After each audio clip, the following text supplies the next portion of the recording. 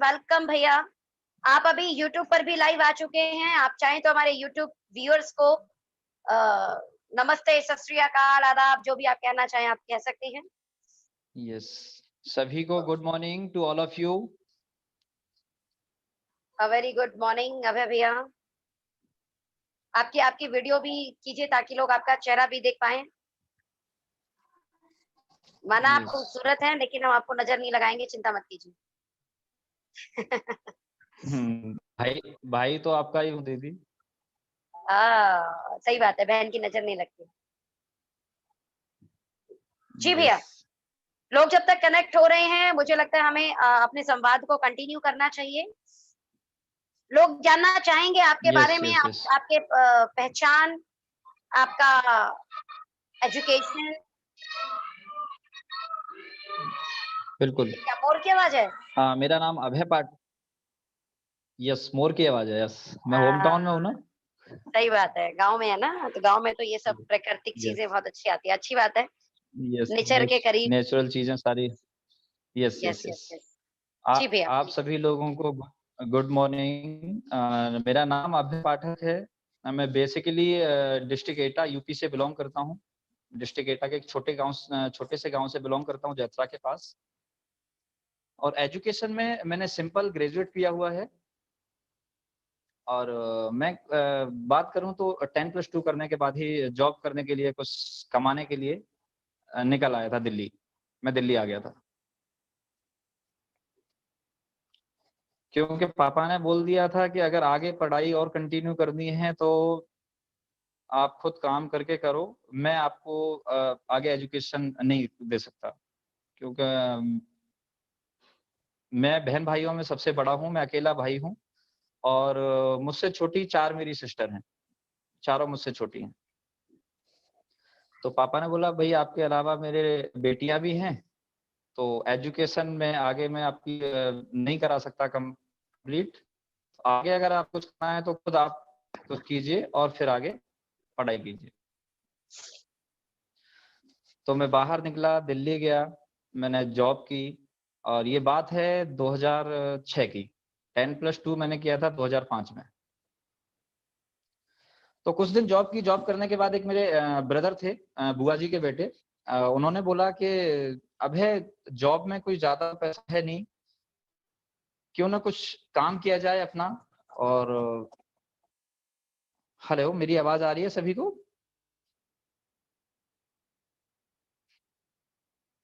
दीदी, मेरी आवाज आ रही है? आ रही है सर, आ रही है, आ रही है। Good good good. तो मेरे भैया ने बोला कि अभय, मैं आपको एक काम बता देता हूँ। तो उन्होंने मुझे एक शॉप खुलवा दी। उस टाइम एसटीडी पीसीओ का बहुत अच्छा काम चलता था। तो उन्होंने खुद पैसा लगा के एक शॉप ओपन कर दी और बोले आप बैठिए इस पे, और उसका कुछ परसेंट उनको देना था। बाकी जो है आप अपना खर्चा निकालिए, दुकान का सारा मंथली खर्चा निकालिए, जो प्रॉफिट हो आप अपना रखिए। तो वहां से जर्नी की शुरुआत हुई। उसी दौरान एक मेरे मामा जी थे, वो जॉब करते थे फरीदाबाद के अंदर। तो उनको बस में एक लड़का मिला था, ऐसे ही स्ट्रेंजर, और उसने एक कार्ड दिया और बोला, भैया आपको अगर कुछ पार्ट टाइम में करना हो जॉब के साथ साथ तो आप मुझे इस नंबर पर फोन कर लेना और संडे मिल लेना। तो मामा जी मेरी शॉप पर आए और उन्होंने बोला, अभय, एक ये लड़का मुझे मिला था और उसने ये मुझे एक कार्ड दिया है, और उसने बोला है कि अगर आपको कुछ पार्ट टाइम में पैसे कमाने हो तो इस नंबर पे कॉल कर देना। तो मैंने दीजिए कार्ड। मैंने वो कार्ड लिया और मैंने उस नंबर पे कॉल किया। तो उस लड़के ने बोला कि आपको संडे को आना पड़ेगा चिराग दिल्ली। मैं संडे को अपनी शॉप को बंद करके, क्योंकि लाइफ में मुझे कुछ बड़ा करना था। डे 1 से ये तो क्लियर था कि जिंदगी भर मुझे नौकरी नहीं करनी। जिस दिन मुझे नौकरी का सब्स्टिट्यूट मिल गया, या जो भी मैं काम कर रहा हूँ उसका मुझे सब्स्टिट्यूट मिल गया, उसी दिन मैं इस काम को छोड़ दूंगा और कुछ लाइफ में बड़ा करना था। तो आजकल जैसे देखा है, हम सेमिनार में लोगों को इनवाइट करते हैं, बहुत ज्यादा उन्हें बताते हैं, समझाते हैं, तब भी लोग जो नहीं आते हैं। लेकिन मैं खुद अपनी शॉप को बंद करके और मैं चिराग दिल्ली पहुंचा। लेकिन वो लड़का वहां नहीं था, वो मुझे फोन पे सिर्फ गाइड कर रहा था। कि सर आप वहाँ उतरो स्टैंड पे, बस स्टैंड पे, वहाँ से आप ऐसे जाइए, वैसे जाइए। और जब मैं चिराग दिल्ली पहुँचा, तो एक पर्सन मुझे और लेने आए और जब मैं पहुँचा तो वहाँ मेरी मुलाकात हुई जो मेरे अपलाइन है और मेरे पिता समान है एससी जैना सर से। दीदी मेरी आवाज़ आ रही है क्या आपको? हाँ सर, आ रही है, आवाज आ रही है आपकी, परफेक्ट है। आपकी आवाज बहुत वहाँ अच्छी आ पर रही है, आप कंटिन्यू कीजिए। Thank you so much and दीदी। थैंक यू अभय खत्री जी, वहाँ एक्टिव रहने के लिए बहुत-बहुत शुक्रिया। तो वहाँ मेरी मुलाकात हुई एससी जैना सर से और इन्होंने सर उस टाइम पीएसीएल में काम करते थे और सर ने मुझे बताया, पूरा समझाया, तो मुझे बहुत अच्छे से समझ में आया। मैं ना यही वो चीज़ है जो मैं ढूँढ रहा था।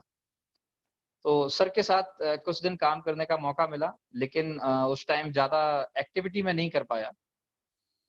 उसके बाद मैंने पल्स में तो बहुत ज़्यादा काम नहीं किया। उसके बाद 2014 के बाद 2015 में उसी लड़के से मेरी बातचीत रेगुलर थी क्योंकि मुझे वो काम कुछ ज़्यादा अच्छा लगा नहीं। मुझे ऐसा लगा कि हाँ, लोगों के पैसे मैं जमा करवा रहा हूँ और कहीं कुछ ऐसी प्रॉब्लम हुई, तो कहीं न कहीं दिक्कत आ सकती है। तो मैंने ज़्यादा इंटरेस्ट लेके वो काम नहीं किया। लेकिन हाँ, मैंने उस टाइम जब काम किया तो मैं दिल्ली से आगरा जाता था ट्रेन से, तो जैना सर मुझे रेलवे स्टेशन पर रिसीव करने आते थे। जबकि मैं एक बहुत छोटा-सा एजेंट था, मेरा रैंक था एजेंट। तो सर अपनी इस सर के पास स्कॉर्पियो गाड़ी थी उस टाइम, रेड कलर की और सर मुझे रिसीव करने के लिए आते थे राजामंडी रेलवे स्टेशन पे। तो सर से वो रिलेशन मेरे बहुत अच्छे बन गए। हालाँकि जो पर्सन मिलाने वाला था वो तो आज नहीं है, उससे तो संबंध अच्छे नहीं हैं। लेकिन आज सर से बहुत अच्छे संबंध हैं, पिता समान मैं मानता हूँ मैं और वहाँ से ये जर्नी स्टार्ट हुई। उसके बाद 2015 में कुछ टाइम के लिए मैंने नेट स्विच किया, जॉब के साथ-साथ। उससे पहले मैं बात करूँ 2010 में मैं अपनी सोच बता रहा हूँ कि एक नॉर्मल फैमिली के पर्सन की सोच कहाँ तक जाती है। 2010 में मैंने अपना ड्राइवरी लाइसेंस बनवाया। तो जब ड्राइवरी लाइसेंस बनवाया तो मैं जब एटा आईटी ऑफिस गया ड्राइवरी लाइसेंस बनवाने के लिए, तो वहाँ जो एजेंट होते हैं उन्होंने बोला कि सर आपसे ₹80 ज़्यादा लगेंगे अगर आप 4 व्हीलर और 2 व्हीलर दोनों का लाइसेंस बनवाएँगे। तो मैंने बड़ा दिमाग लगाया, मेरे पास उस टाइम बाइक भी नहीं थी। मैंने यार अभय अभी तो आपके पास बाइक भी नहीं है और ये ₹80 ना खामख़ा ज़्यादा ले लेगा। 2 व्हीलर का ही बनवा लो, 4 व्हीलर तो अपना ले ही नहीं पाएँगे, अभी तो बाइक ही नहीं है तो 4 व्हीलर कहाँ से ले पाएँगे लाइफ में। तो मैंने उस टाइम सिर्फ़ बाइक का लाइसेंस बनवाया था और वो ₹80 बचा लिए थे और जब मैंने अभी अपनी कार खरीदी, तो उस टाइम मैंने 5000 किलोमीटर तो बिना ड्राइवरी लाइसेंस के गाड़ी चला दी। तब मैंने दिल्ली से अपना ड्राइवरी लाइसेंस बनवाया। तो सोच क्या थी? एक छोटी सोच थी कि लाइफ में शायद मैं जो है बाइक ही परचेज़ कर पाऊँगा, 4 व्हीलर परचेज़ भी नहीं कर पाऊँगा। तो ये सोच दी इस इंडस्ट्रीज़ ने, ओके लाइफ केयर और डायरेक्ट सेलिंग इंडस्ट्रीज़ ने। तो 2011 में मैंने अपनी बाइक परचेज़ की और मैं बात करूँ उस टाइम मैं फील्ड की जॉब करता था, बाइक लेने के बाद और मात्र 5000 ₹6000 की जॉब थी। लेकिन हमेशा कुछ बेटर करने का प्रयास हमेशा रहता था। जब बाइक से पहले मैं जॉब करता था तो ₹3500 महीने की मैंने फैक्ट्री में जॉब की। 16-16 घंटे खड़े होके भी मैंने ड्यूटी की और जब मैंने बाइक इसलिए ली क्योंकि मुझे किसी ने बताया कि बाइक ले लो सर और फील्ड में जो है ना अच्छे पैसे मिल जाते हैं। तो फील्ड में मैंने काम किया, पैसे भी ठीक थे। जो सैलरी मेरी फैक्ट्री में मिलती थी उससे तो अप्रॉक्स डबल से ज़्यादा थे, क्योंकि उसमें ₹5000 मेरी सैलरी हुआ करती थी और ₹1.5 पर किलोमीटर मुझे बाइक का मिलता था। तो उसमें मैंने फील्ड में जॉब किया। उसके बाद 2012 में मेरे एक फ्रेंड के थ्रू मुझे मौका मिला एचडीएफसी बैंक में इंटरव्यू देने का और जब मैं पहला इंटरव्यू देने के लिए वहाँ पहुँचा एचडीएफसी बैंक में, तो इंटरव्यू हुआ तो वहाँ मैनेजर जो थे जो एचआर थे, इंटरव्यू देने के बाद बोला अभय जी आपको सेल्स का कोई एक्सपीरियंस नहीं है या बैंकिंग का कोई एक्सपीरियंस नहीं है, इसलिए सॉरी सर हम आपको नहीं सेलेक्ट कर सकते। कोई बात नहीं, दोबारा जैसे ही उसी बैंक में दोबारा इंटरव्यू हुआ, मेरे दोस्त ने दोबारा मुझे इन्फॉर्म किया कि अभय एक बार दूसरे मैनेजर के पास इस बार जगह खाली है और एक बार तू दोबारा ट्राई कर। तो दोबारा मैंने वहाँ ट्राई किया तो बहुत अच्छे बॉस थे मेरे, शैलेश मिश्रा जी नाम था उनका, मैं सर की बहुत रिस्पेक्ट करता हूँ, आज भी मेरे रिलेशन है। मैं आप लोगों को बताना चाह रहा हूँ, आज भी जिसके अंडर में मैंने काम किया, जो भी मेरे बॉस रहे, इत्तेफाक से कोई एक आध ना हो, लेकिन सारे मेरे कनेक्टिविटी में हैं और सबसे मेरे अच्छे रिलेशन हैं। तो शैलेश सर ने भी मेरा इंटरव्यू लिया, उसके बाद वो बोले कि अभय जी आपको सेल्स का कोई एक्सपीरियंस नहीं है, ना बैंकिंग का है, तो सर आप कैसे काम कर पाएँगे? मैंने एक ही चीज़ बोली थी, मैंने सर मुझे 1 मंथ का मौका दीजिए, अगर मैं ना कर पाऊँ, अगर जो आपकी टीम आपके पास है उससे अगर बेटर मैं काम करके ना दूँ, तो आप मेरी सैलरी काट लेना और मैं वापस चला जाऊँगा जो मैं काम कर रहा हूँ। तो उन्होंने बोला इतना कॉन्फिडेंस है? मैंने यस सर। तो जब मैंने काम किया तो परफॉर्मेंस दी, उसके बाद 2012 से रेगुलर मैंने बैंक में काम किया। बीच में इंडसइंड बैंक में एसोसिएट सेल्स मैनेजर के रूप में मैंने काम किया लगभग 1 साल। फिर दोबारा से एचडीएफसी बैंक में मुझे असिस्टेंट मैनेजर बना के दोबारा वापस बुला लिया गया। तो एचडीएफसी बैंक में 6 साल मैंने लगभग काम किया और अ, उन ब्रांच मैनेजर से भी बहुत अच्छे रिलेशन थे। और जब मैंने उस बैंक की जॉब को रिज़ाइन किया था, मेरे ब्रांच मैनेजर ने 3 बार मुझसे रिक्वेस्ट की थी। बोला अभय मुझे, क्योंकि मेरे ब्रांच मैनेजर को पता लग गया था कि कहीं न कहीं मैं नेटवर्क मार्केटिंग, डायरेक्ट सेलिंग कर रहा हूँ। और उस दौरान मैं कर रहा था प्रोयंग इंटरनेशनल, जिसमें सोनम दीदी भी थी, लेकिन मैं दीदी की क्रॉस लाइन में था। मैं दीदी की टीम में नहीं था। तो उस दौरान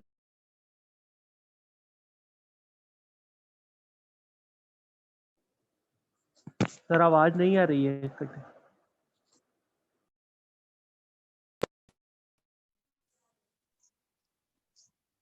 अबे भैया कंटिन्यू कीजिए, हेलो, म्यूट हो गया था आपका। हाँ अभी आ रही है।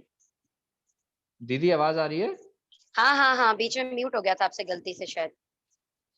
मुझे आपकी आवाज़ नहीं आ रही पर। आपका इंटरनेट स्लो होगा शायद। हेलो, भैया आपका इंटरनेट स्लो होगा, आपकी आवाज अच्छी आ रही है, वैसे हमें मुझे अच्छी आ रही है। आपकी आवाज़ नहीं आ रही। मेरी आवाज नहीं आ रही? What I can say. हाँ हाँ। Okay, okay, okay. तो मेरे ब्रांच मैनेजर ने अलग-अलग टाइम में मुझे 3 बार रिक्वेस्ट किया कि अभय प्लीज़ रिज़ाइन मत दो, क्योंकि रिज़ाइन जब आप देते हैं बैंक में, तो 3 महीने का नोटिस पीरियड होता है। उसके बाद ही वो आपको रिलीव करता है। तो मेरे ब्रांच मैनेजर ने विकास शर्मा नाम था सर का, आज भी उनसे भी बहुत अच्छे रिलेशन है ब्रांच मैनेजर से। तो उन्होंने बोला, "अभय मुझे पता है तू पार्ट टाइम में कुछ कर रहा है, लेकिन क्या ज़रूरत है जॉब छोड़ने की? इतनी अच्छी जॉब है, इतनी अच्छी सैलरी है, पार्ट टाइम में करता रहे यार, और भी लोग करते हैं।" लेकिन मेरा विज़न क्लियर था कि लाइफ़ में कुछ बड़ा करना है। और प्रोयंग में जब दिक्कत आई तो उसके बाद मुझे खूब याद है, मैं अपने घर पे था और जैना सर का दोबारा कॉल गया। बोला, "अभय जी सोनम मैम आगरा आ रही हैं और एक बार उन्होंने कोई दूसरी कंपनी स्टार्ट की है प्रोयंग के बाद और बहुत अच्छा मौका है मिलने का।" तो मैंने कहा, "सर देखिए कंपनी-वम्पनी तो अब मुझे कुछ नहीं करनी, डायरेक्ट सेलिंग तो मुझे नहीं करनी है, क्योंकि प्रोयंग में थोड़ा-सा लॉस हुआ था। मेरे जो अपलाइन थे आगरा से उनकी वजह से, हालाँकि उनका भी मैं थैंक्स करता हूँ, उनसे मैंने सीखा बहुत कुछ। मैंने बहुत कुछ सीखा और मैं ये कहता हूँ भगवान जो भी करता है ना, वो अच्छाई के लिए करता है। वो अच्छा ही करता है, उसने कुछ बड़ा ही प्लान कर रखा होता है। तो थैंक्स करता हूँ पंकज सर का भी कि उन्होंने मुझे लाइफ में, अगर वो ना होते तो शायद मैं आज फुल टाइम डायरेक्ट सेलिंग में ना होता। सही उनका बात। बहुत अहम रोल रहा। तो जैना सर ने बोला कि सोनम मैम आ रही हैं आगरा। मैंने कहा सर देखिए करना तो मुझे कुछ नहीं है, लेकिन हाँ, अगर सोनम मैम आ रही हैं, तो एक बार मैं मिलूँगा ज़रूर। क्योंकि प्रोइंग में मैं दीदी से मिल चुका था। दीदी मुझे नहीं जानती थी, लेकिन मैं जानता था। जो एनुअली मीटिंग हुई थी प्रोइंग की, उसमें मैं था और मैंने स्टेज पे सुना था, दीदी को वुमेन एम्पावरमेंट का अवार्ड मिला था, रेड्डी सर ने दिया था। तो मैंने सुना हुआ था और उसी दिन मैंने डिसाइड किया था कि लाइफ में मुझे अगर एक बार भी सोनम मैम के साथ काम करने का मौका मिला तो मैं ज़रूर करूँगा। और वो मौका मेरे हाथ में आया। मैं अपने घर से अपनी गाड़ी ड्राइव करके, और मुझे पता है मेरे एक बहुत अच्छे दोस्त हैं अखिलेश शर्मा जी, मैंने उन्हें कॉल किया, वो रास्ते में थे। वो रास्ते में मिले और मैं और अखिलेश भाई दोनों लोग आगरा पहुँचे थे, सनम दीदी से मिलने के लिए। और उसके बाद जब दीदी ने ओके लाइफ केयर का प्लान दिखाया, तो उससे पहले जो प्रोइंग थी वो बाइनरी प्लान था। तो जब इन्होंने बताया कि 2500 मैच करोगे तो 300 रुपए, मैंने हाँ 300 रुपए। और मुझे बिल्कुल भी प्लान समझ में नहीं आया। मैंने 5 बार प्लान देखा और उसके बाद भी मुझे प्लान समझ में नहीं आया और मैं बड़ा परेशान था। मैं काम कैसे करूंगा? और जो मेरी टीम में अखिलेश भाई थे, उनको प्लान समझ में आ गया था, वो बहुत अच्छे से प्लान दे लेते थे। अब मुझे टेंशन हो रही थी, मैं किसी को प्लान दिलवाने जाता था तो अखिलेश भाई को लेके जाता था, अपनी डाउनलाइन मेरी टीम में है, प्लान दिलवाने के लिए। मैंने कहा यार कैसे करूँगा? तब छठी बार में फिर मैंने प्रयास किया, नहीं मैंने ऐसा कुछ कठिन तो नहीं है, मैंने एक बार प्रयास करता हूँ। और फिर मैंने प्लान देना सीखा और फिर तो दीदी की ब्लेसिंग रही और आज जो कुछ भी हूँ सोनम दीदी की वजह से हूँ आज ओके लाइफ केयर में। वो एक बहुत अच्छी कहावत है कि अभी तो नापी है मुट्ठी भर ज़मीन, अभी तो पूरा आसमान बाकी है। लेकिन मैं कहता हूँ अभी तो नापी है चुटकी भर ज़मीन। मैं मुट्ठी नहीं बोलता, मैं कह रहा हूँ अभी तो नापी है चुटकी भर ज़मीन और अभी पूरा आसमान बाकी है। तो बहुत अभी तो शानदार। बहुत कुछ करना है। अबे भैया मैं यहाँ पर कुछ चीजों को कनेक्ट करना चाहूंगी। जितने लोगों ने अभी तक की दीदी अभय भैया की आपकी स्टोरी, वॉइस नहीं आ रही मुझे। आई डोंट नो आपने आपकी म्यूट वॉइस तो नहीं किया हुआ है कि? नहीं, मेरी आवाज लोगों को आ रही है? से यस या नो? आप दोनों लोग की आपकी आवाज आ वॉइस रही बिल्कुल है। भी नहीं आ रही। अबे भैया मैं क्या करूं, मेरी आवाज लोगों तक जा रही है। एक बार चेक करो आप, आपका कॉल ऑडियो ऑन है कि नहीं।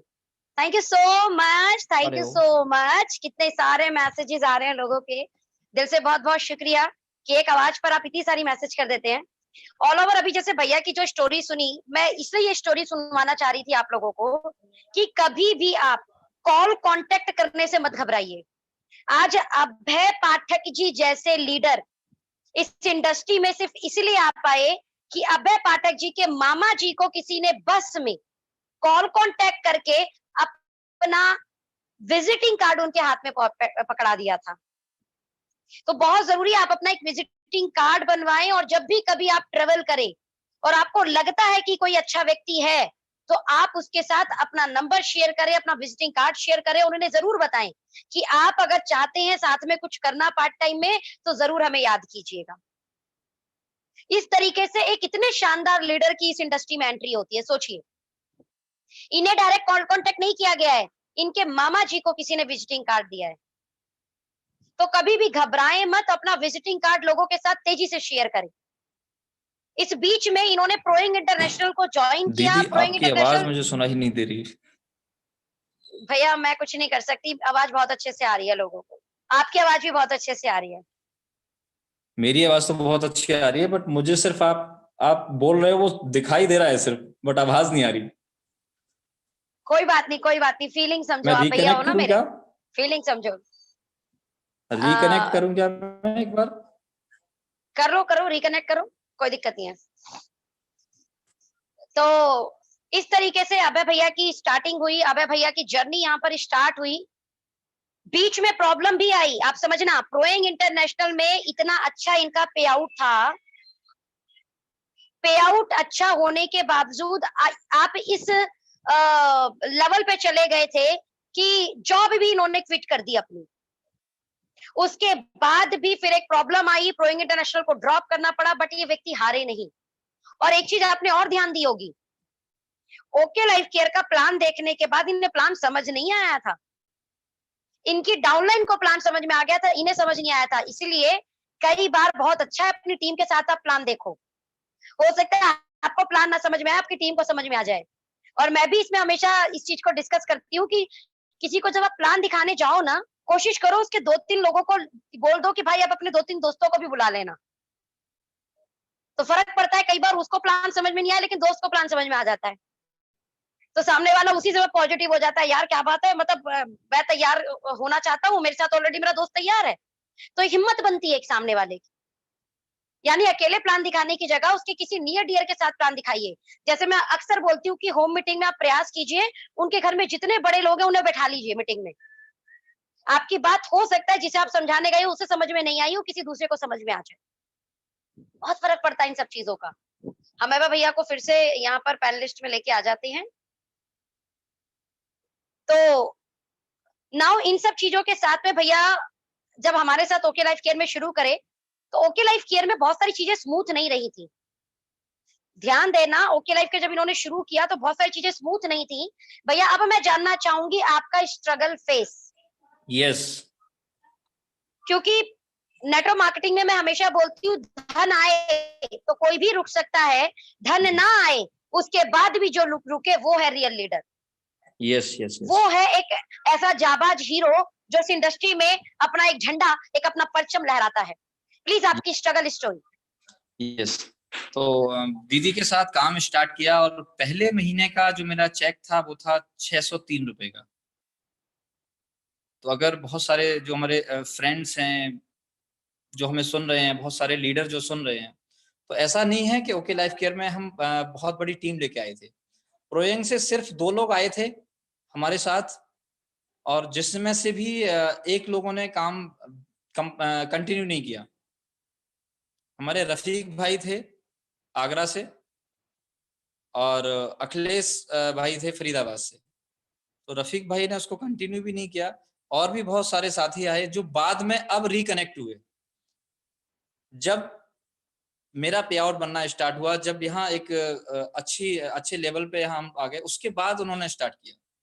शुरुआत में नहीं आए वो लोग। पहले महीने का पे आउट 603 रुपए था, दूसरे महीने का पे आउट 2000 रुपए रहा, तीसरे महीने का पे आउट 400 रुपए रहा। तो बहुत स्ट्रगल रहा, लेकिन उस दिनों में एक ही बात थी। हाँ, और कल जैना सर ने भी कुछ हिंट दिया था और मैं उसको थोड़ा सा करूंगा कि उसी दौरान मेरे अपलाइन को कुछ और अच्छा लग गया था जैना सर को, और वो मुझे छोड़ के चले गए। और उस दौरान देखिए, बहुत सारे लोग कहते हैं सपोर्ट मिलता है, अपलाइन से सपोर्ट मिलता है, 1 लाख का सपोर्ट मिलता है, और मैं उसमें जैना सर को बिल्कुल भी गलत नहीं मानूंगा। कुछ हालात भी ऐसे थे, और जैना सर ने मुझे भी बोला कि देखो अबे भाई, आप हमारे बेटे की तरह हो, और देखो okay life care product based company है, और प्रोडक्ट बेस्ड में इनकम स्लो आती है। तो वो जो है वो एक ई कॉमर्स प्लेटफॉर्म है, वहां डेली पैसा आता है। तो जब तक हमारा स्ट्रगल का टाइम है, तब तक क्यों ना हम साथ में उसको लेके चलें, जिससे हमारे खर्चे मैनेज होते रहेंगे। लेकिन मुझे सिंपल पता था कि 2 नाव में पैर रखे आप बहुत ज्यादा बड़ा नहीं कर सकते, और मेरा विजन क्लियर था। मैंने सर माफ करना, आपको बहुत रेस्पेक्ट देता हूं, मैंने आप दिल लगा के कीजिए, लेकिन मुझे छोड़ दीजिए। और सर को पता है, और ये सर बात जानते हैं कि मेरी आईडी भी सर लगा नहीं पाए थे नेक्स्ट मनी में। जैसे लगा देते हैं अपनी टीम की कुछ आईडी, तो मेरी आईडी भी नहीं लगा पाए थे। क्यों? मैंने सर बिल्कुल नहीं, जब तक ओके लाइफ केयर है तब तक ओके लाइफ केयर में ही रहूंगा। हाँ, अगर मैं ना रहूं या ओके लाइफ केयर ना रहे, 2 में से 1 लोग ना रहे, तभी ओके लाइफ केयर छोड़ सकता हूँ। क्यों? कि मुझे विजन क्लियर हो गया था, और ओके लाइफ केयर में जर्नी उस टाइम स्टार्ट की थी। आज तो पूरे हिंदुस्तान में बहुत माहौल है ओके लाइफ केयर का। उस टाइम इंडिया की बात छोड़ दीजिए, दिल्ली एनसीआर में कोई सेमिनार नहीं होता था, कोई स्टोर नहीं था।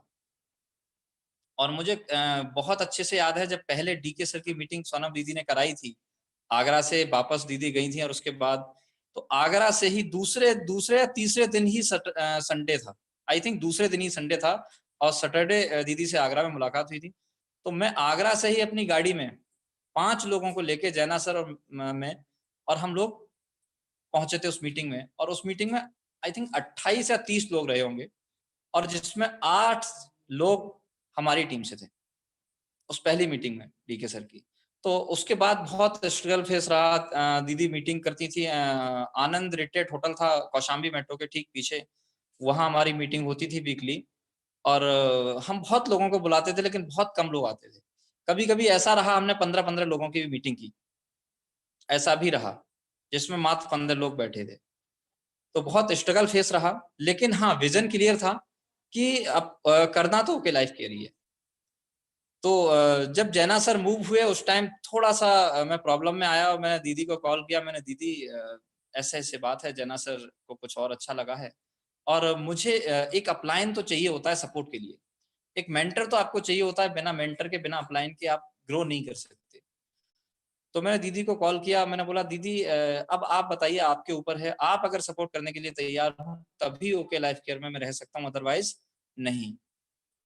और मैं बहुत बहुत थैंक यू बोलता हूँ दीदी आपको, कि आपने उस टाइम मेरा हाथ थामा और आज जो कुछ भी हूँ आपकी वजह से हूँ। दीदी ने बोला भैया अजय बाबू काट तो दिया। दीदी आवाज आ रही है मेरी? हाँ भैया आ रही है, बोलिए प्लीज। मुझे याद है मैंने बड़े अच्छे से आपको एक लाइन बोली थी, कृष्ण को जन्मा देवकी ने, पाला यशोदा ने। इसका मतलब ये नहीं कि कृष्ण की यशोदा की महत्वता कम हो जाएगी। तो कोई यस फर्क यस नहीं पड़ता, आपको जना सर लेके आए थे तो कोई फर्क नहीं पड़ता है, मैं हूँ साथ में। तो दीदी ने सपोर्ट किया, जहां मीटिंग लेनी होती थी। आगरा में हमारी टीम बनी, दीदी हमेशा आगरा में साथ जाती थी और बहुत बार हम आगरा भाग दौड़ के गए। एक एक लीडर के पास 4-4 बार हम गए होंगे कि सर हम बहुत बड़ा करेंगे, स्टार्ट कीजिए। और उस टाइम वो लीडर हमारे साथ नहीं कनेक्ट हुए। तो एक बार मुझे याद है दीदी ने भी आगरा से आते हुए बोला था कि भैया हमें लगता है हम आगरा पर शायद ज्यादा टाइम दे दिया हमने, हमें कुछ और शहर देखने चाहिए और आगरा को छोड़ देना चाहिए। तो मैंने दीदी से एक ही बात बोली थी, मैंने दीदी नहीं, मुझे लगता है यहाँ से बड़ा करेंगे। और आज आगरा में बहुत बड़ी टीम है मेरी और आज तो माहौल है। तो वो स्ट्रगल का बहुत दौर था और मैं बताऊं प्रोयंग से मैं लॉस में भी था और उस लॉस के दौरान दूसरा 4 व्हीलर गाड़ी में ले चुका था, उसकी ईएमआई जाती थी। तो आप सभी समझ सकते हैं कैसे मैनेज किया होगा। लेकिन हाँ, एक चीज थी, ये विजन क्लियर था कि बड़ा होगा, 100% बड़ा होगा और बड़ा करके रहेंगे। और दीदी का साथ था आपके। बस मैं एक ही लाइन बोलना चाहूंगा कि आपके जो भी मेंटर हैं, आप अपने मेंटर का हाथ पकड़ लीजिए। कहते हैं ना कि अपने अपलाइन का हाथ पकड़ लीजिए, आपको किसी के पैरों में गिरने की जरूरत नहीं पड़ेगी। दीदी आवाज आ रही है मेरी? आ रही है। ओके। तो उस टाइम बहुत स्ट्रगल रहा। फैमिली में भी बोला जाने लगा कि दोबारा से जॉब पकड़ लो, दोबारा से, और बैंक की जॉब मिल भी सकती थी। भैया लेकिन अपना वो बताएं बिल्कुल, कितना महीना स्ट्रगल रहा है? आपने किस मंथ शुरू किया है और किस मंथ जाके आपको सर्वाइवल इनकम आनी शुरू हुई थी? ऐसा नहीं है कि मैं ओके लाइफ केयर में आने वाला हर व्यक्ति 30 मार खान है, या हर व्यक्ति ने आते ही धन कमाना शुरू कर दिया है। Yes yes yes yes. तो मैं बात करूं, आईडी तो प्लेस जो हुई थी हमारी अगस्त में हुई थी और अगस्त 2018 अगस्त 2018 यस। और जो मेरा पे आउट बना था, जो 50,000 मैच हुआ था, वो मेरा हुआ था जून मई 2019। यानी कितना महीना स्ट्रगलिंग तो रहा भैया?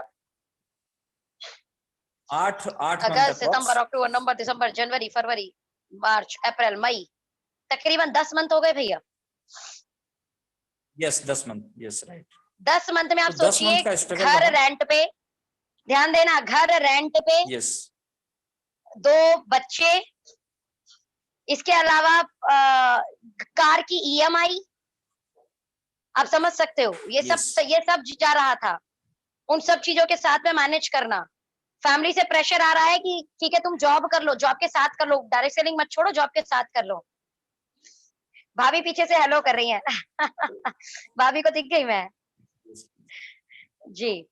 यस। आप सोचिए 10 मंथ का ये स्ट्रगल फेस रहा, और इस बीच में हमने पूरा अथक प्रयास किया कि वो लीडरशिप मिले, लोग आ जाएं। लेकिन वही वाली बात है ना, लाइफ का जो स्ट्रगल लिखा है वो भी आपको लेना पड़ता है। और मैं हमेशा भैया से बोलती थी कि भैया इससे कोई फर्क नहीं पड़ता, कई बार ना भगवान भी हमें ना बहुत ज्यादा निखारना चाहता है। वो इतना निखारना चाहता है हमको कि बेटा जब सफलता आएगी तो उसे संभालने लायक भी बनना है तुमको। और वो शायद उस समय की वो जो संघर्ष है, वो उस समय का जो पीड़ा है, वो सारी की सारी चीजें अभय भैया को बहुत स्ट्रांग बना रही थी। वो एक चेक हो रहा था इनका विजन, डायरेक्ट सेलिंग के प्रति इनका झुकाव, डायरेक्ट सेलिंग के प्रति इनका कितना फोकस है, डायरेक्ट सेलिंग पे कितना विश्वास है। और ये स्ट्रगल ने इनको इतना मजबूत कर दिया कि उसके बाद की अगर आप कहानी देखो भैया, मई के बाद की ग्रोथ प्लीज अगर थोड़ा सा लोगों को आइडिया दे पाए तो। यस, मई के बाद बात करूं मैं तो जुलाई मई, जून, जुलाई। मई में मेरा 50,000 मैच हुआ, फिर जून में ब्रेक हो गया, यस नहीं हो पाया क्योंकि टीम बड़ी नहीं थी। लेकिन बिल्कुल मैंने दीदी से पूछा, मैंने दीदी इतना बिजनेस कम रह रहा है, दीदी ने बोला भैया बिल्कुल नहीं, नेचुरल बिजनेस करना है। मैंने कोई दिक्कत नहीं है, और उस टाइम नहीं किया। फिर जुलाई में फिर 50,000 मैच हुआ, अगस्त में हुआ फिर, और बिजनेस एवरी मंथ ग्रो हुआ। और सितंबर अक्टूबर का जो मेरा चेक था वो 50,000 था। जुलाई का मेरा चेक था अप्रोक्स 15,000, अगस्त का चेक था 18,000, सितंबर का चेक था 32,000, अक्टूबर का चेक था 50,800, नवंबर का चेक था 84,949, और दिसंबर का चेक था 1,18,000, और जनवरी का चेक 1,57,000 समथिंग। सुपर। और फरवरी का भी अप्रोक्स इतना ही था। यस, फरवरी का और अप्रोक्स। मार्च में तो ये चेक 3 लाख क्रॉस कर रहा था। 100% दीदी कर रहा था, 100%। आप यहाँ पर कुछ लोग जो इस वीडियो को सुन रहे हो, कनेक्ट करने का प्रयास करना। शुरुआती दौर के 10 महीने बहुत ज्यादा स्ट्रगल तब तक है जब तक आप अपनी टीम ना बना ले, लेकिन टीम बन जाने के बाद में आप चेक कर Yes. सकते हो मई, जून, जुलाई, अगस्त, सितंबर, अक्टूबर, नवंबर, दिसंबर, grow day by day, day by day, day by day, day by day. और आज इनका व्यापार में बात करूं, पटना में, जयपुर में, राजस्थान में, आज इनके टीम के अंदर अदर कंपनी के क्राउन, डायमंड्स, स्टार लाइन लगी पड़ी है। फाउंडर प्लैटिनम्स, एमवे जैसी अच्छी कंपनी के लीडरशिप, क्योंकि भगवान इन्हें बहुत देना चाहता था, परमात्मा इन्हें भर भर के देना चाहता था। लेकिन जो शुरुआती दौर का 10 महीने था, वो इनको निखारने का वक्त था, वो इनको एक पेशेंस करवाने का वक्त था कि बेटा लीडर तो तेरे पास तेरे से बड़े बड़े आएंगे, लेकिन ये जो 10 महीने है ना, ये तू सीख गया तो उन बड़े लीडर को संभाल लेगा। जिंदगियां तो मैं तुझे बहुत सारे लोगों की तेरे हाथ में देने वाला हूँ, लेकिन ये जिंदगी को संभालने की पहले तुझे अपने आप में उतनी नॉलेज लानी पड़ेगी। और आज पूरा जमाना इनकी सफलता को देख रहा है। Yes. इस पीरियड में अगर आप देखें तो इनकी अपलाइन तक इन्हें छोड़ के चली गई थी। ध्यान देना, स्पॉन्सर छोड़ के चला गया था। एक तरीके से स्पॉन्सर बिल्कुल ही आउट, जिसने जन्म दिया वो गायब। तो कोई फर्क नहीं पड़ता, बोलते हैं जिसका कोई नहीं होता उसका भगवान होता है। Yes. और भैया ने सारी चीजों को खुद संभाला और आज एक बहुत अच्छे मुकाम पर है। तो ये Yes. कई बार प्रॉब्लम आती है जी, मेरे को तो ज्वाइन कराने वाला भाग गया, कोई फर्क नहीं पड़ता। अच्छा दीदी, यहाँ पे थोड़ा सा मैं और कहना चाहूंगा। जैना सर भी इस मीटिंग में होंगे और वो सुन रहे होंगे इस मीटिंग को, राइट? तो उस टाइम एक जो सोच होती है, जो सबकी सोच होती है, वो मेरी भी थी। और मैंने दीदी से कई बार बोला, मैंने दीदी जैना सर काम नहीं कर रहे हैं और मेरे काम करने का पैसा जैना सर को जा रहा है। मैंने ये बात आपसे बोली थी। Yes right? Yes yes. मैंने जैना सर सपोर्ट भी नहीं कर रहे हैं, काम भी नहीं कर रहे हैं। और उस टाइम मैंने बोला, मैंने दीदी या तो ये करो, मेरा जितना बिजनेस आ रहा है मुझे सर से पैसे दिलवा दो, क्योंकि मैं काम कर रहा हूँ, राइट? मैं जो रियलिटी है वो बता रहा हूँ। तो दीदी ने बोला नहीं भैया, ये सिस्टम है और ये कंपनी का सिस्टम है, इसमें मैं और आप कुछ नहीं कर सकते, और आप छोड़ दीजिए, आपके ऊपर कोई है, आपको पैसा आएगा आपके नीचे बिजनेस से, और आप सिर्फ मुझे देखिए। और मुझे याद है दीदी ने मुझे डांट लगाई थी, बोला भैया आज के बाद अगर इस तरह की कोई भी बात हुई तो फिर मुझसे सपोर्ट की बात मत करना। आप ये सोचते हो कि आपको डायरेक्ट सेलिंग में ग्रो करना है या इन सब बातों पर ध्यान देना है। अगर इन सब बातों पर ध्यान देना है तो आप डायरेक्ट सेलिंग में कभी भी ग्रो नहीं कर पाओगे। ऑफ कोर्स, इससे कोई फर्क नहीं पड़ता। Yes yes. मैं ये सब बात बताना चाह रहा हूँ बहुत सारे साथियों को, जिनके कई बार अपलाइन से बहुत अच्छे संबंध नहीं रहते या कुछ नहीं। आप अपनी एलओएस में से कोई भी अपलाइन एक पकड़ लीजिए और वो आपको ग्रो करा देगा। 2 टीम का बिजनेस है और मैंने दोनों टीमें खुद बनाई हैं। दीदी आप बता सकते हैं। 100%, 100%। भैया ने दोनों टीमें खुद बनाई हैं और मुझे बहुत अच्छे से याद है, क्योंकि बार बार भैया को ये एक्चुअल में क्या होता है, जब आप परेशानी में होते हो ना, तो आपको चारों तरफ परेशानी ही नजर आती है। तो Yes. भैया की भी गलती नहीं थी, क्योंकि जब इंसान कष्ट में है ना, तो उसे सारी दुनिया में कष्ट में दिखती है। उसे लगता है यार सामने वाले ऊपर वाले को फ्री में क्यों जा रहा है। तो Yes. मेरा एक ही कहना होता है कि जिसके किस्मत में परमात्मा ने लिखा है, आपकी मेरी औकात नहीं कि हम उसकी किस्मत से छीन लें। Yes. अगर आपकी अपलाइन को पैसा जा रहा है तो बॉस वो उसकी किस्मत का जा रहा है, आपकी मेरी औकात नहीं है कि हम उसे दे रहे हैं।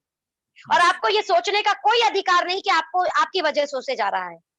आप सिर्फ ये सोचने के अधिकारी तो रहते हैं कि मुझे कैसे आएगा, लेकिन आपको ये सोचने का बिल्कुल हक नहीं है कि आपकी वजह से किसी को जा रहा है। मैं हमेशा बोलती हूँ, हर ईंट को ये घमंड है कि दीवार मेरे पे टिकी है, लेकिन बॉस आप लोगों के जुड़े रहने से वो दीवार बनी है। इससे कोई फर्क नहीं पड़ता, कोई फर्क नहीं पड़ता है। आप सब मिलकर ही एक दूसरे को पूरा कर रहे हो। तो बहुत सारी ऐसी चीजें थी, थैंक्स टू गॉड, कि भैया ने बातों को सुना। हाँ, मुझे बिल्कुल अच्छे से याद है कि मैं उस समय बहुत ज्यादा नाराज हुई थी इन सब चीजों बातों से, और मुझे नहीं लगता कि उसके बाद भैया ने कभी वो बातें की। और कभी नहीं। ऊपर मैंने झकवाना छोड़ दिया था। मैंने कहा ऊपर देखना बंद कर दो और नीचे ध्यान देना शुरू करो। ऊपर क्या हो रहा है क्या नहीं हो रहा है उससे कोई फर्क नहीं पड़ेगा, नीचे आपके बिजनेस होगा तो पैसा आएगा, 100% आएगा। और ये हमेशा याद रखना, इस व्यापार में सफल होने से सबसे बड़ा फायदा आपको होगा, आपके परिवार को होगा, आपकी अपलाइन को नहीं। आपके अपलाइन को फायदा तो तब होगा जब वो दूसरी लेग से मैच करेगा, और दूसरी लेग से भी मैच करने के लिए उसे काम करना पड़ेगा, ये याद रखना। तो इसीलिए आप अपने ऊपर भरोसा रखिए, अपने लिए काम करिए, अपने परिवार के लिए काम कीजिए। कई बार मैंने देखा है लोग इसलिए काम छोड़ देते हैं, भैया मेरे करने से मेरी अपलाइन को जा रहा है फ्री में। अरे भैया, ये कैसे भूल गए कि करने से सबसे पहले आपको आ रहा है, और जो आपको आ रहा है वो आपके परिवार में जा रहा है, आपके बच्चों के लिए जा रहा है, आपके पेरेंट्स के लिए जा रहा है, आपकी फैमिली के लिए जा रहा है। तो ये सब हम ना सोचे तो बहुत ज्यादा अच्छा है।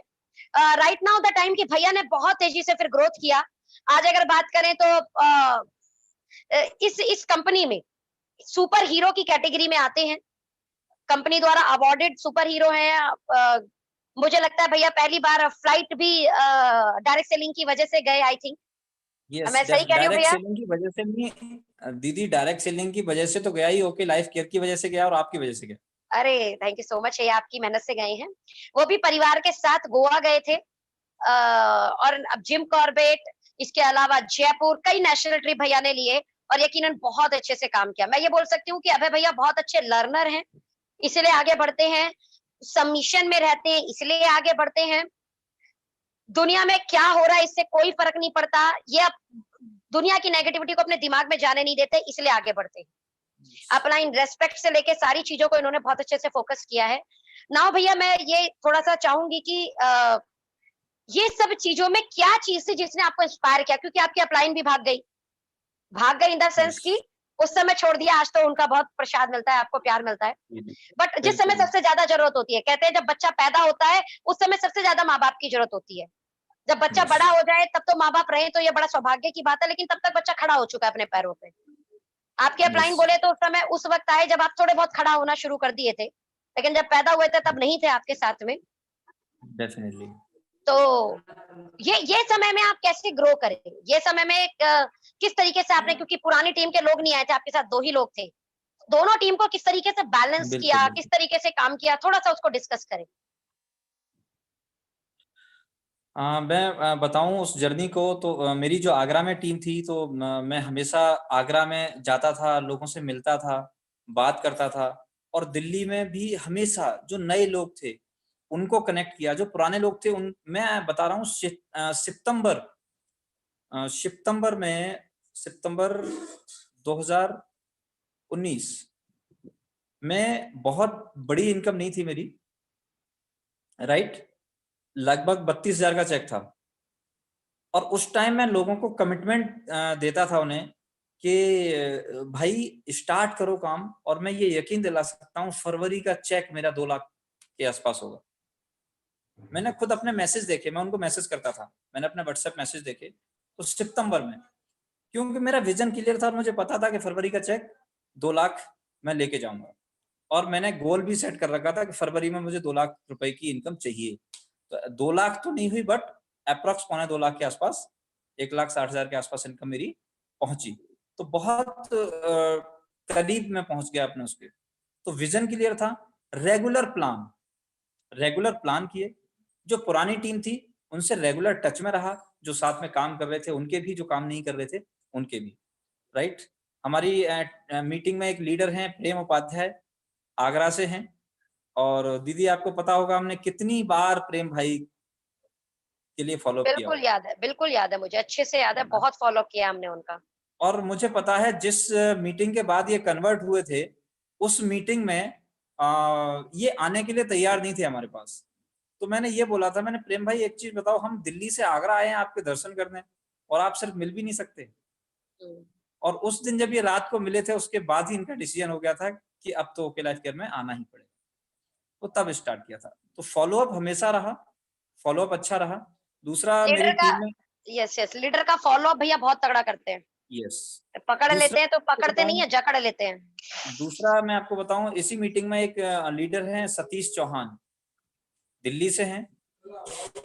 और मैं यहाँ पे बताना चाह रहा हूँ कि सतीश चौहान जी को कोई और लेके आया था इस कंपनी में, और वो आज हमारे बीच नहीं है, उन्होंने ओके लाइफ केयर नहीं किया। लेकिन सतीश जी का नंबर मेरे पास था, मुझसे कनेक्ट थे, और मैं एक बार नहीं कम से कम 6 बार सतीश जी के पास गया हूँगा ओके लाइफ केयर के लिए। और लास्ट में जब मैं गया तो मैंने बोला आज के बाद सतीश जी के पास दोबारा नहीं आऊंगा। और उस मीटिंग में ही सतीश जी एक्टिवेट हो गए, पॉजिटिव हो गए, और आज सतीश भाई का भी चेक 50,000 प्लस है। बहुत शानदार लीडरशिप रखते हैं। तो ये मैं बता रहा हूँ स्ट्रगल के दौरान जो लोग थे, तो फॉलोअप बराबर रहा। और परेशानियां आई, बहुत सारी परेशानियां आई दीदी, आपको तो सारा पता है। आप तो घर भी कितनी बार आए हो, मेरे रूम पे कितनी बार आप आए हो, कितनी बार आगरा जब भी हम जाते थे तो साथ में ही जाते थे, राइट। लेकिन विजन क्लियर था, क्योंकि जॉब में वापस नहीं जाना था, बड़ा करना था। आपकी स्ट्रगल दौरान में किस तरीके से जो आप आज लीडर एक्टिव है उन्हें आप कैसे कैसे लाए थे, थोड़ा सा उसे कनेक्ट करें। जिन भी लीडर को आप लेकर आए हैं वो किस तरीके से आए थे, उससे एक मैसेज मिलता है कि किस तरीके से लोग आ सकते हैं। जैसे आपने यस, सतीश भैया की स्टोरी बताई, प्रेम भैया की स्टोरी बताई, ऐसे और भी लीडर हैं आपके, उनकी स्टोरी जरूर जी शेयर जी करें। जी, कैसे आप लोगों बिल्कुल। को लेके आए, उन्हें कैसे एक्टिव किया। बस पहले उनको सुनता था, पहले उनको सुनता था। उनकी क्या है, जब भी आप किसी लीडर के साथ बैठते हैं, लीडर के साथ मिलते हैं, तो पहले उसको सुनिए कि आखिर उसके अंदर उसका दर्द क्या है।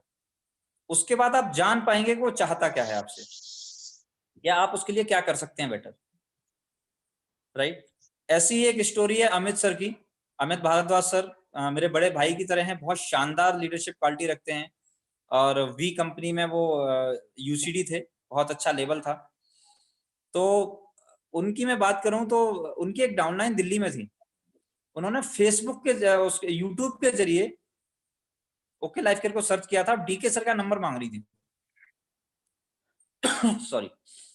और सतीश जी का यूट्यूब पर एक चैनल है, तो उन्होंने सतीश जी का यूट्यूब चैनल देख के सतीश जी को कॉल किया था और बोला मुझे डीके सर का नंबर दिया चाहिए सतीश। देखिए, और उस टाइम हम, मैं यहाँ पर कनेक्ट करना चाहूंगी। मैं बार बार क्यों बोलती हूँ आप लोगों को सोशल मीडिया पे आइए, मैं बार बार क्यों बोलती हूँ कि अपना अगर हो सके आप यूट्यूब चैनल पर जो आपको आता है वो बताने का प्रयास कीजिए। क्यों फेसबुक पे आइए। जरूरी नहीं है कि आप ही लोगों को सर्च कर रहे हो, लोग भी सर्च करते हैं कि मुझे किस लीडर के साथ जुड़ना है। और जब वो आप सर्च करें तो आप अवेलेबल होने चाहिए।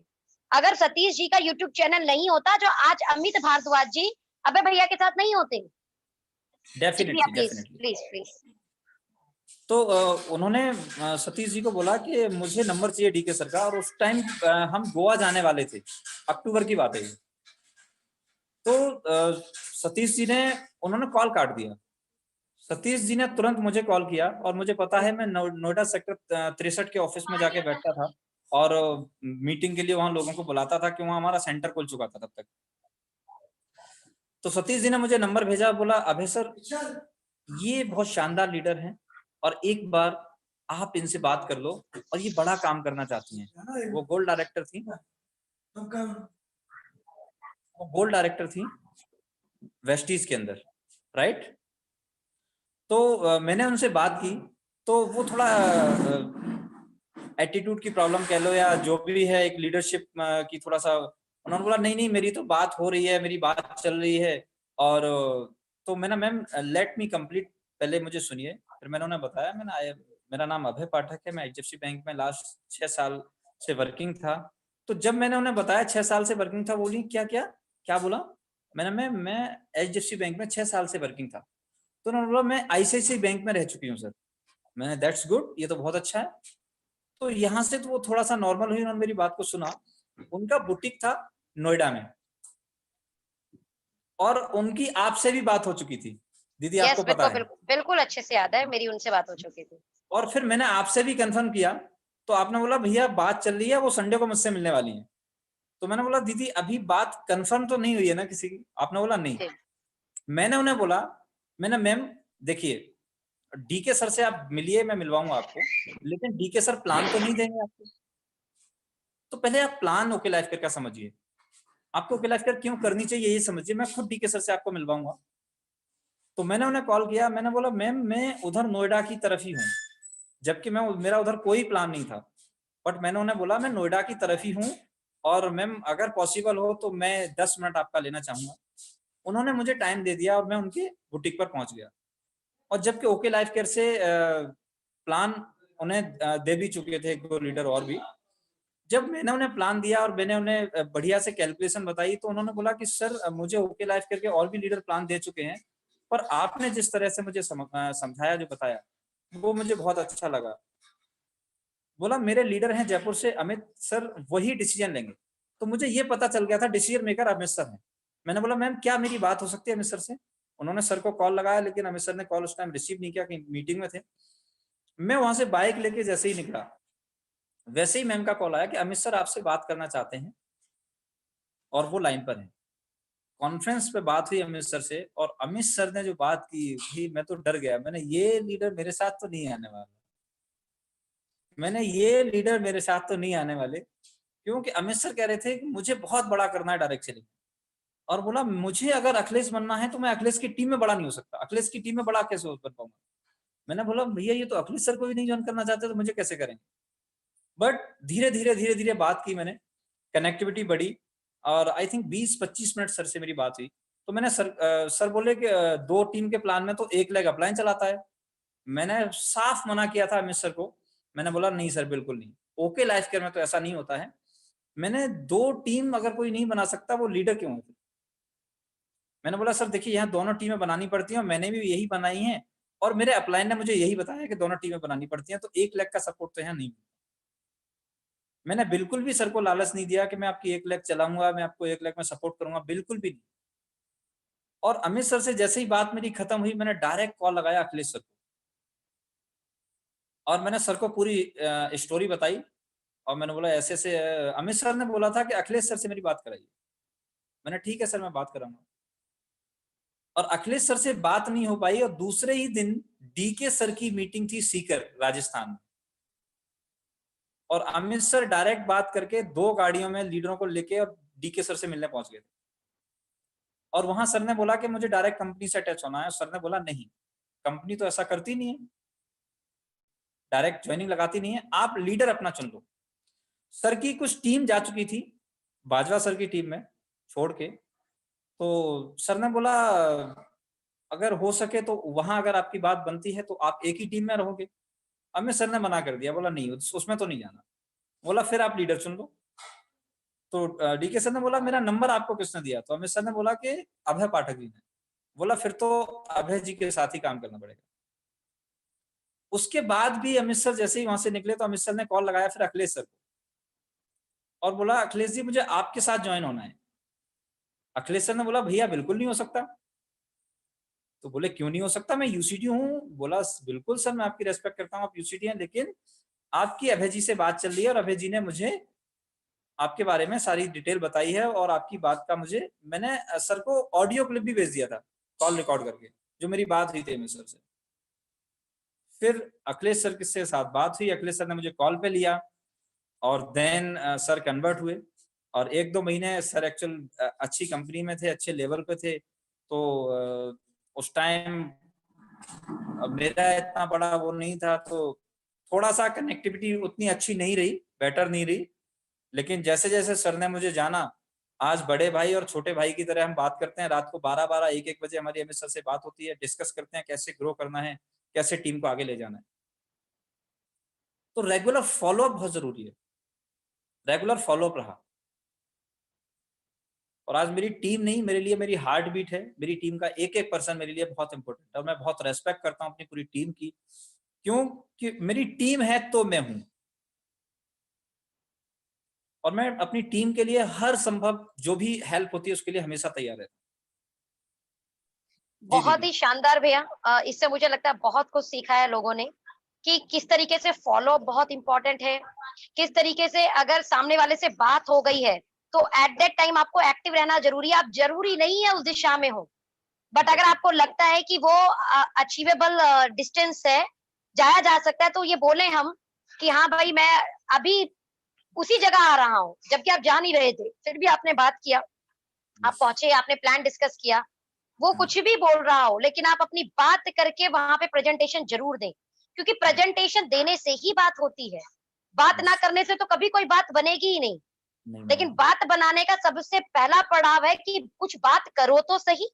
यस डेफिनेटली, अपने से बड़े लीडर को भी आप क्लोज कर सकते हो, लेकिन कब? जब आप बात करोगे, क्योंकि बात करने से ही बात बनती है, डरने से बात कभी नहीं बनती है। यस और आप बात कीजिए, ज्यादा ज्यादा नहीं आएगा तो क्या हो गया, सीखेंगे आप, लर्निंग मिलेगी, डेफिनेटली, कॉन्फिडेंस बढ़ेगा। और इस तरीके से भैया ने अपनी टीम में अपने से बड़े बड़े लीडर से बात करना शुरू किया। आज मैं बात करूं, विजय शर्मा सर डायमंड है वेस्टीज में, आज आगरा से सर के पूनम साथ दीदी में है। हैं हैदराबाद से, पूनम दीदी हमारी हैदराबाद से, बलीनो कार अचीवर ऑलरेडी वेस्टीज से आपके साथ में है, राइट। ऐसे अगेन बहुत सारे वेस्टीज के डायमंड, आगरा से बहुत अच्छे अच्छे पुनीत हैं, पुनीत सर हैं हमारे, सर हैं, बहुत मोहन शानदार लीडरशिप क्वालिटी रखते हैं और मोहन बहुत भाई ही जो हैं अच्छे लीडर हैं। जी, मोहन भाई हैं हमारे जो बड़े वर्मा मेहनती जी हैं। हैं, रजनी जी जी, चौहान हैं, बहुत रजनी चौहान बहुत भी स्ट्रगलिंग बोलता हूँ, struggling lady leader yes, story है उनकी। मैं तो उन्हें बोलती हूँ शुरुआत से मेरे साथ हैं, आगरा की यस, आयरन लेडी है। कभी भगवान जल्दी से उनको भी अच्छी अर्निंग पे लेके आए, ताकि हम उनका भी संवाद डेफिनेटली करवाएं आप लोगों डेफिनेटली के साथ, डेफिनेटली जाएंगे, राइट। डेफिनेटली विजय सर की एक अच्छी स्ट्रगलिंग स्टोरी है, उनका संवाद कराएंगे। अमित भारद्वाज जी की स्ट्रगलिंग स्टोरी है, उनके साथ संवाद कराएंगे। पूनम दीदी की बहुत स्ट्रगलिंग स्टोरी है, उनसे संवाद कराएंगे। बट अगेन, संवाद के लिए आपको अपने चेक को 1 लाख क्रॉस करना पड़ेगा। और पड़ेगा, यकीनन अब ये जो जूम मीटिंग है, ये इस तरीके से लगातार चलती रहेगी। लॉकडाउन ओपन होने के बाद भी हम इस प्रक्रियाओं को लगातार रखेंगे, लेकिन वीकली रखेंगे। यस।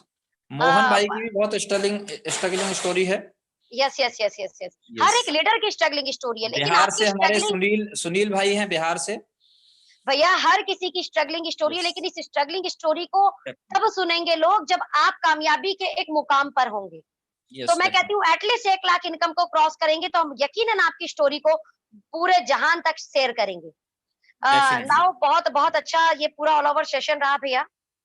इससे मैं एक चीज जरूर शेयर करूंगी, अभी मैं शेयर कर देती हूँ। आपके लिए कुछ वीडियो बनाई है दीपा मैम ने, वो कह रही है कि भैया की वो वीडियो चलनी चाहिए, तो हमने कहा चलिए चला देते हैं।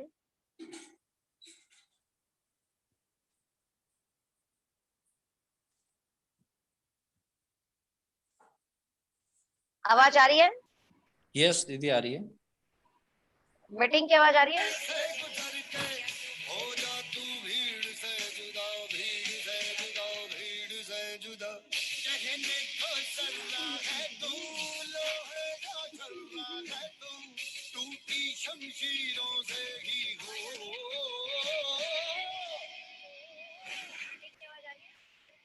हर मैदान फतेह, हर मैदान फतेह, हर मैदान फतेह रे बंदेया, हर मैदान फतेह।